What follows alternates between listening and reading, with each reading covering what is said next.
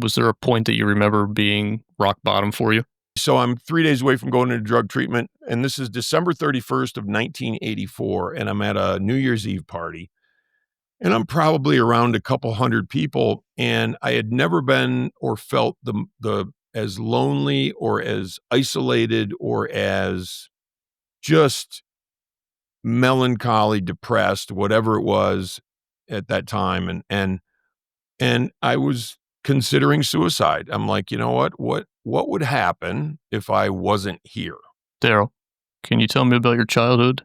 Take me back to the farm.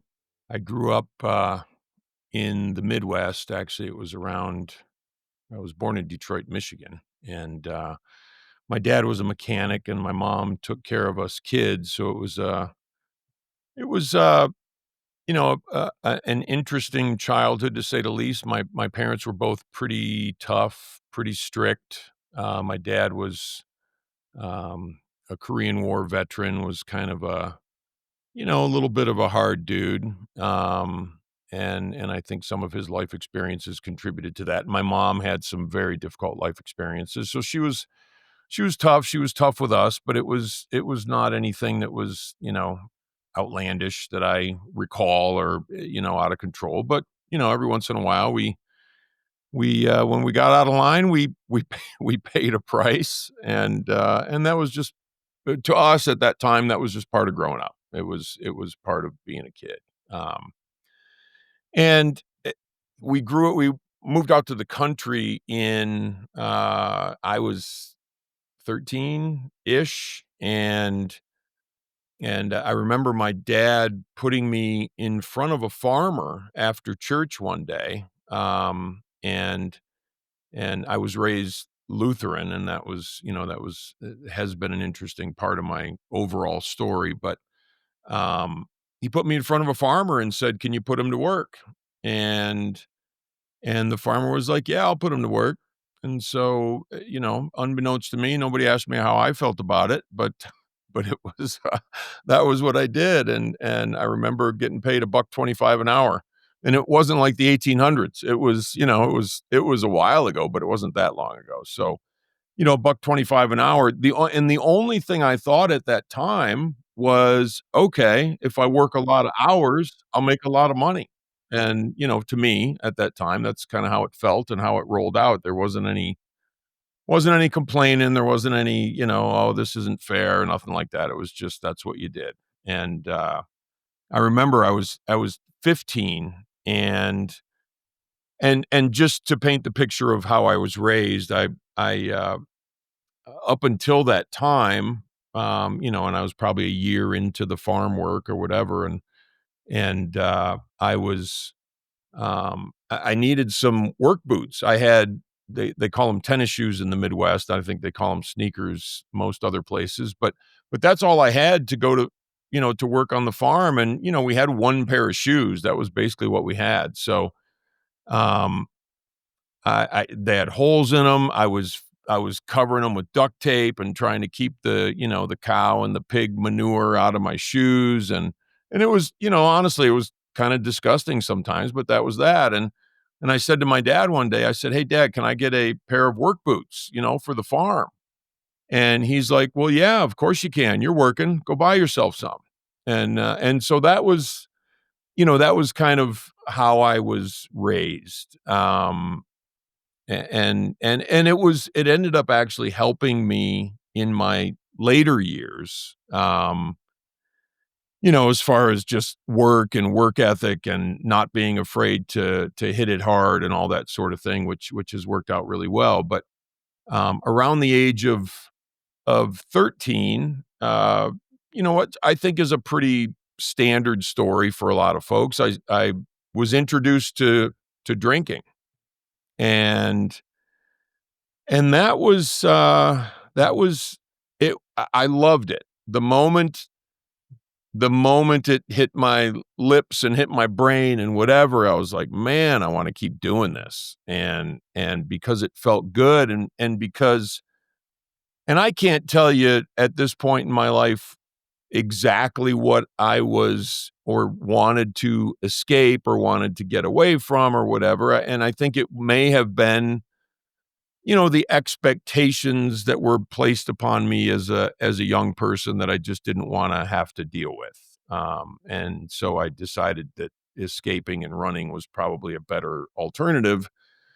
Little did I know that was going to take me down a path that was, it was pretty steep, and it was pretty fast in terms of getting into other drugs and just becoming a person that I was not raised to be, and, involved in petty crimes and involved in, my whole life was lying, cheating, stealing. When is my next drink or drug going to happen? And that was all that my life became focused on. Was your father a drinker? Not really. Not really. He was when he was younger, and he used to tell us stories of being in the Navy and, raising all kinds of cane and all that sort of thing, but when I knew him, no, he was not. During your addiction years that you just recently started speaking about, did you have a drug of choice? Yeah, at different times, I mean, weed was a definitely a choice, that I enjoyed. That was kind of an all the time thing, but when I got into cocaine, that became the one that was really what drew me in and just kinda gave me a whooping. Can you take us through those days, what your life was like, what your thought process was like? Yeah, it was, my life was, all I can say is manic. It was very manic. It was constantly not wanting to be where I was unless I was under the influence of something. It was losing. I felt like I was losing my soul, and I'm going to school, and I'm failing classes, and actually, the vice principal of the high school told me before I graduated, he said, "The only reason we're graduating you is to get you out of here." And so I thought that was nice of him to say. But that was what I was told, and so I graduated, but I was a shell of myself, and I think that's where I was not capable of showing up in my life in any way other than for, drinking or drugs or trouble.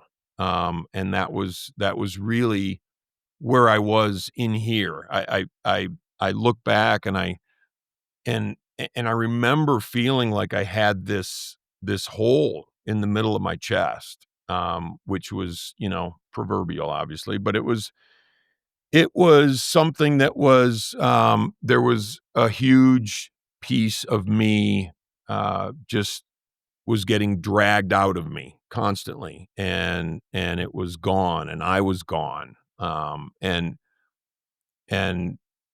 I'm amazed, honestly, that over the course of 5 years, this happened in that way, but I think, and then there's an intervention done, and my parents basically, uh, it's really an ultimatum, either go talk to this drug counselor or get out of our lives, and I was 18 at that time, and that really hit me, and I went into that. I decided to go to the meeting because at that point in my life, there was so much distance between us. And so they said, "If you're going to go, meet us at this place and this time." And that was basically all they said about it. And it was, I don't know, a week or 2 hence, that they had told me that, and I decided to go. Go ahead. Before this time, or was it this time, was there a point that you remember being rock bottom for you? It was actually right around this time. And I'll tell you what that was for me. It was, um, and it's a weird thing discuss, and not because, it's way outlandish or out there or anything. I guess it is if you're, 18, 19 years old, and it was at that time, I think, but I was at a New Year's Eve party, and this happened to be about 3 days before I was going into the drug and alcohol treatment program, and I knew, like, I didn't feel good about anything in my life, and call it depression, call it whatever you want. Back in that day, it was just, "He's a mess, he's messed up." That's what I was. That was my official diagnosis. But anyway, so I'm 3 days away from going into drug treatment, and this is December 31st of 1984, and I'm at a New Year's Eve party, and I'm probably around a couple hundred people, and I had never been or felt the as lonely or as isolated or as just melancholy, depressed, whatever it was at that time, and I was considering suicide. I'm like, "You know what? What would happen if I wasn't here? Would all this madness stop?" And that seemed to be the answer, because I didn't know how to stop it any other way. All of my relationships were toast. Anybody that I'd ever, you know, eh, been involved in life with, other than the guys that I would party with, like, didn't know me anymore. They didn't recognize me anymore. So, and that was difficult for me because there was a part of me over here where I still cared, but the other part of me over here was I cared more about the crazy stuff that I was doing and what I was doing to myself and my soul. That's really what I cared about. And that's what I put my time into, and that's what I put my effort into. I didn't know how to have relationships anymore. I had no idea. So as I look back, and it's hard to say, hindsight's 2020, right? So you look back and you're like, okay, that was it. That was where I probably bounced, where I was like, okay, I don't want to be in this place anymore. And it wasn't a conscious decision. It was, I went into treatment 3 days later, and I started to listen. I started to have enough humility, because I didn't want to be where I was anymore, where I became teachable. And I listened to people who knew more than I did about life, and who seemed like they were happy, and they seemed like they enjoyed the ride. And some of them were recovering, and they were like, "Man, it's great over here once you get a little time under your belt." And I'm like, "Well, that's what I want. I just want to feel good. I just want to be happy. That's all I want." And it didn't need to be anything special. It was just, I want to feel good. And and so I'll leave it there for a second, if that makes sense, Austin, and then, whatever thoughts or questions you have. Makes perfect sense. It sounds like you were ready for a change to happen. Do you think that change still would have happened with the rehab if you were not willing? Does rehab work on people that don't want the change? No, not in my experience, and I've probably worked with hundreds, at least, of people in recovery, and not on an official basis, but just working with them through 12-step programs or whatever it is. And no, willingness is absolutely the key to change. There is, I don't believe anything happens without willingness and want to, because if we look at the world today, and this is kind of a long-winded answer, but it's part of my core beliefs. If we look at the world today, and we look at all of the issues that we have that have to do with, um, you know, unhealthiness or addiction, or, things that people are stuck to, in terms of, it could be social media, it could be gambling, it could be sex, it could be drugs, it could be food, it can be, we have an obesity epidemic. And people don't wanna be unhealthy, but the problem is it's more familiar on the side of doing the addiction than the fear of change. The fear of change is huge. The fear of something different for people is huge. And so they'd almost rather, in many cases, and I know this is pretty blunt, but it's true, they'd almost rather die to themselves, whether that's, actually going away or just losing your soul. They'd rather do that than go through the pain of change. And that I believe is the scourge of our time, in terms of, you know, looking in the mirror and getting honest with ourselves and saying, you know what, I really need to change something, and then going through the pain of doing it. So, did that will for change and the ability to fight the fear of change come from within, something from you, or was there disappointment from your parents or family, or what gave you the motivation? No, it came from me.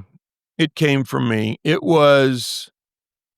was very disconnected from my parents for a while after I even got sober, and I could be in proximity with them, but I was closer to people in 12-step meetings. I was closer to people in recovery. My mom, she did not trust me for a a long time, and it took a while to repair that relationship.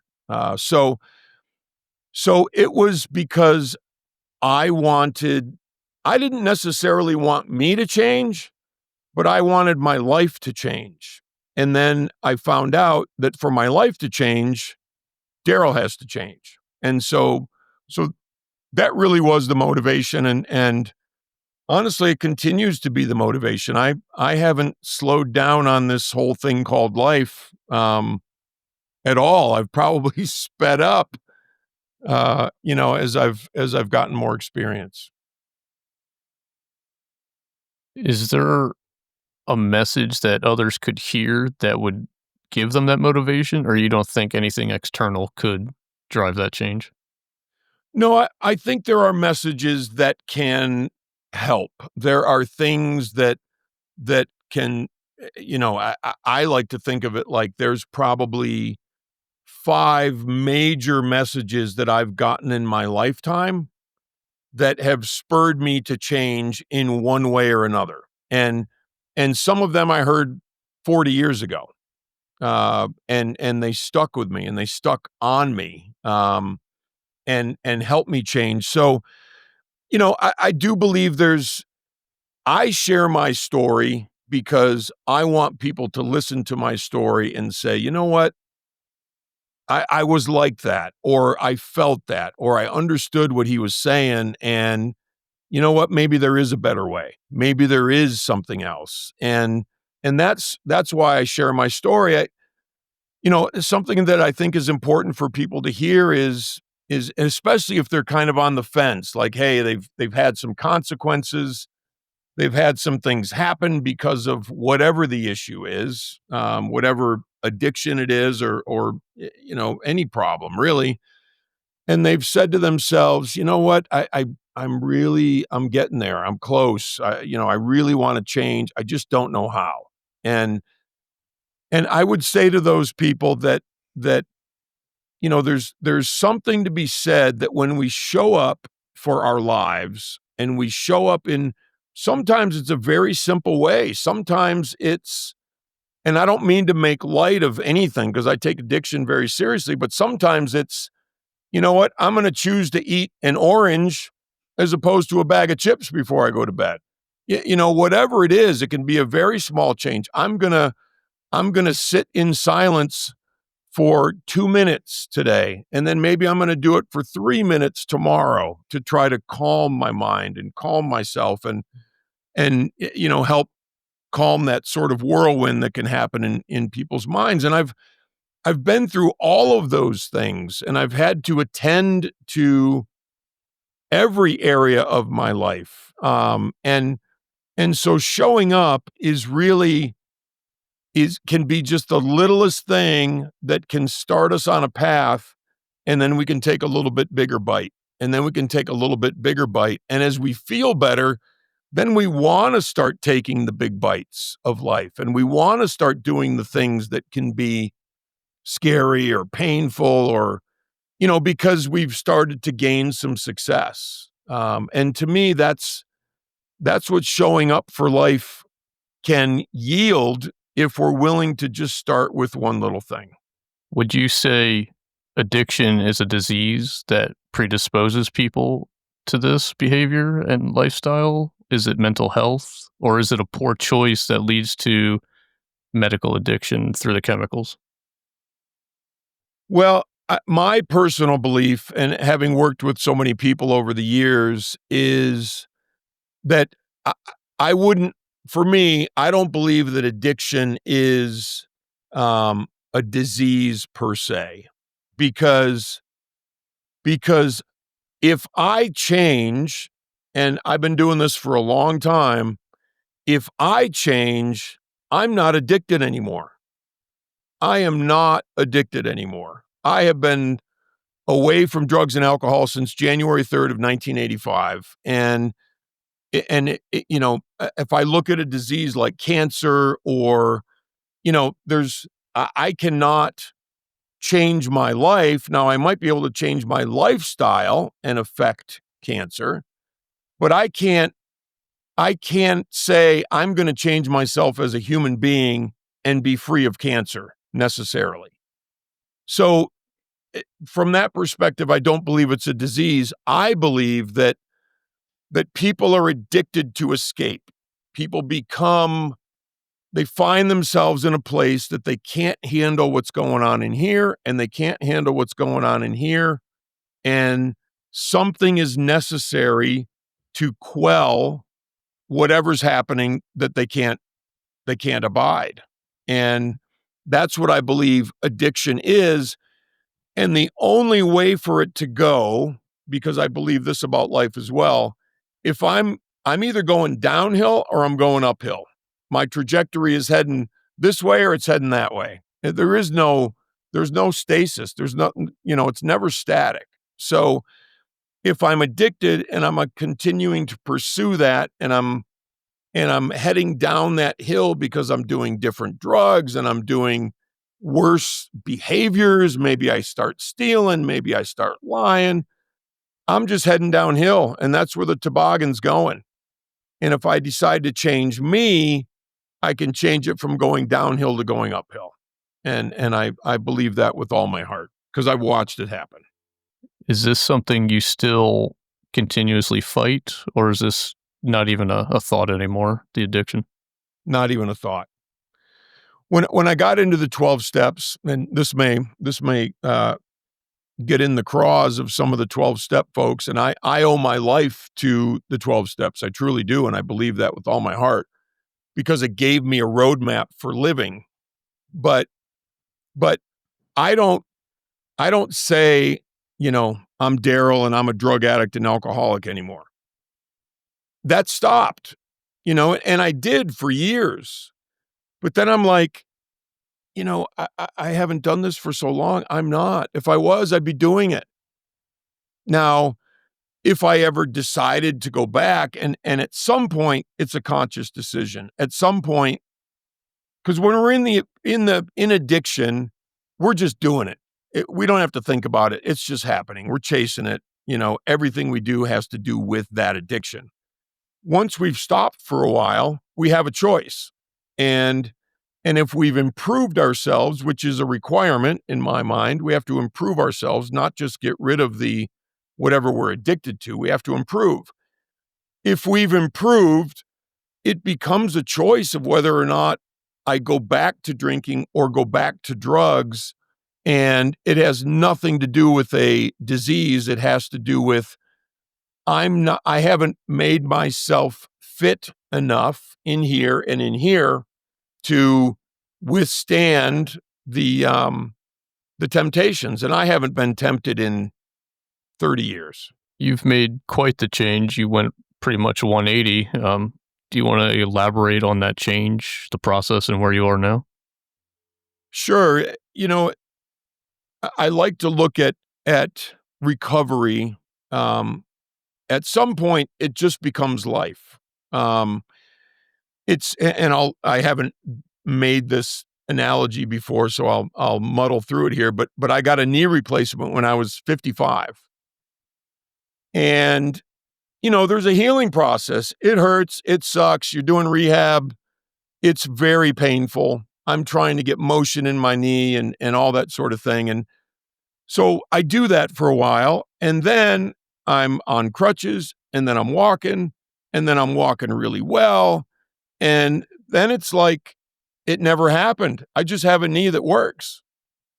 And I think this a very similar thing with recovery is, if we do those things, if we do the rehab and we do the work and we get on the crutches and we muddle through and then we start walking and we get healthier and we keep doing it, all of a sudden it just becomes life. It doesn't have to be, recovery for my entire life. It just becomes life. And then the question is, how good at this thing called life am I going to get? How good am I going to choose to get? And to me, that's another aspect of showing up for life. And you know, I grew up, easy for me to say. I grew up very blue collar. My dad was a mechanic, my brother was a cop, my grandfather was a cop, my other grandfather was a firefighter.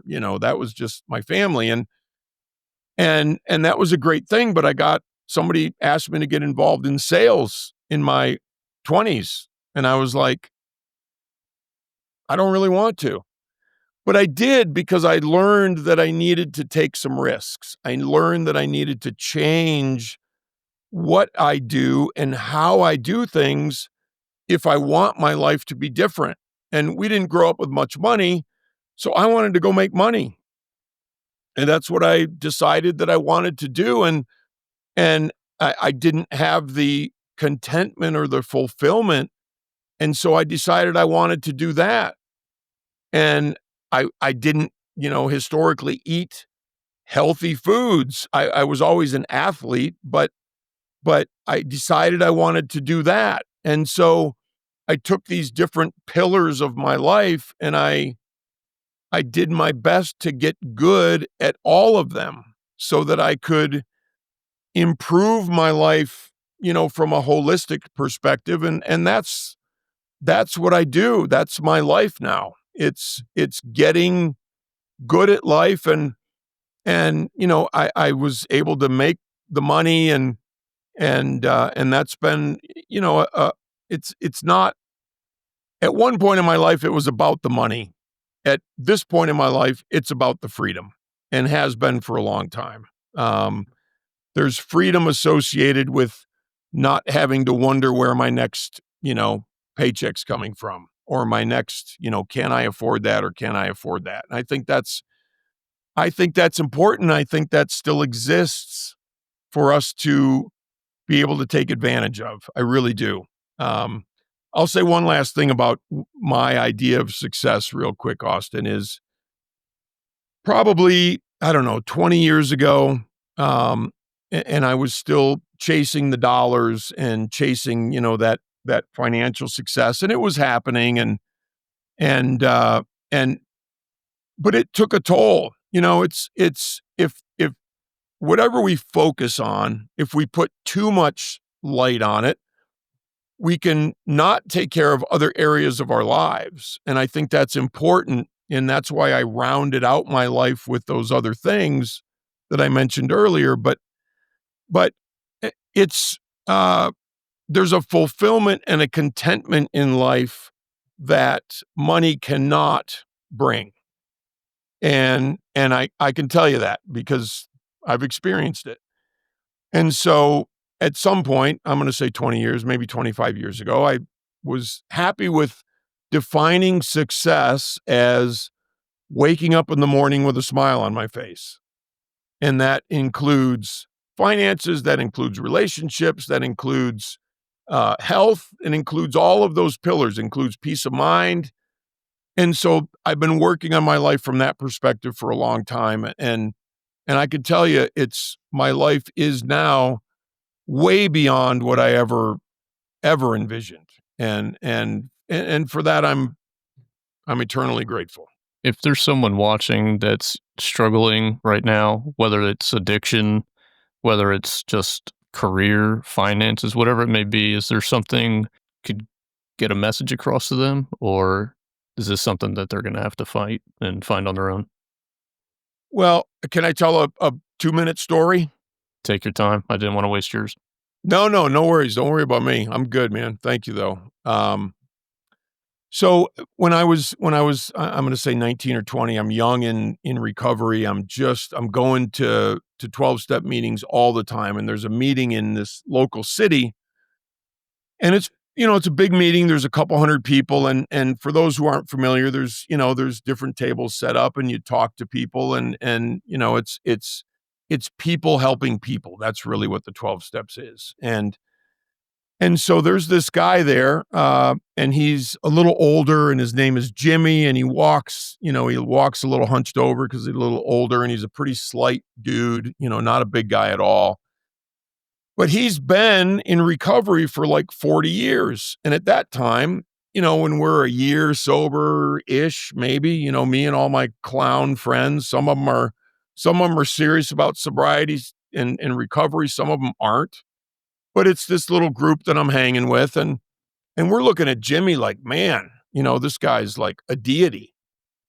And so, because people who have been around at that time for 40 years, like that was a long time. And so he was the only guy in that meeting, and there is there's it's not really a seniority, but somebody who has 6 months in recovery and somebody has 40 years, the 6-month people, kind of like a freshman in high school or college, they do the heavy lifting, right? The freshmen do the work, and the old timers kind of hang out. But with this guy who'd been around for 40 years, he'd go fill the coffee carafe, and he'd go around and fill people's coffee, no matter who they were. 6 months sober, 2 days sober, homeless, wealthy, whatever. It didn't matter. He would just go fill their coffee, and that was such a selfless act of just service that I watched, and I'm like, that's really, really cool. But Jimmy used to say, and this was part of Jimmy's persona, he would say, if you want to recover and you wanna have a great life and you wanna have a meaningful life, you have to learn how to stay small. And I'm like, what exactly does he mean by that? And it started to filter through me, and I'm like, he means be teachable. He means, you know, they used to say, take the cotton out of your ears and put it in your mouth, like listen and what people are telling you who you want to be like. Who do you want to emulate? Do what they do. And that's the advice I would give to anybody who's thinking about change or stuck trying to change, or I don't think there is such a thing as stuck, honestly, as long as you're trying. It might feel like it, but you're not. Um, but it really is, it is listen, it is be teachable, it is be open to doing things differently than you've been doing them. Because if you keep doing the same things, you will get the same results, guaranteed. And that's really the advice I would give to somebody who's just starting out. Is there anything you'd like to say that you didn't get a chance to say yet?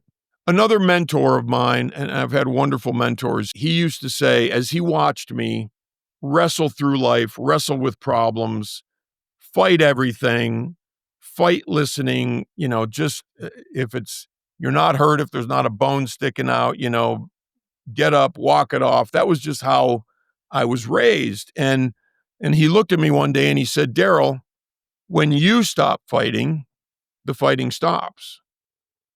And I'm like, oh, and that's been ruminating. That's one of those 5 things that's been ruminating in me for the last 40 years is the fight's with me. The fight is me against me.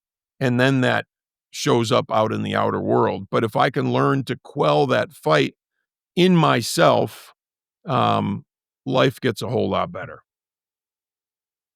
Would you agree or disagree that maybe too many people are too focused externally, rather than internally?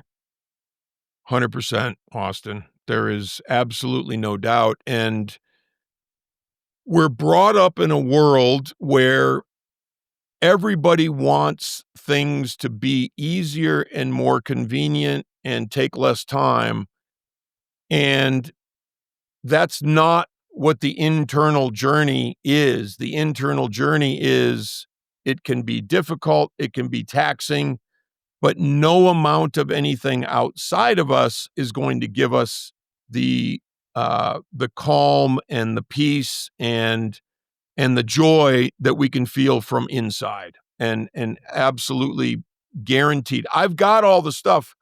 I can tell you, I've got all the stuff on the outside. I work for it. I work hard for it. I have it. And that does not bring me contentment or peace or fulfillment. What does is what I've been able to do on the inside.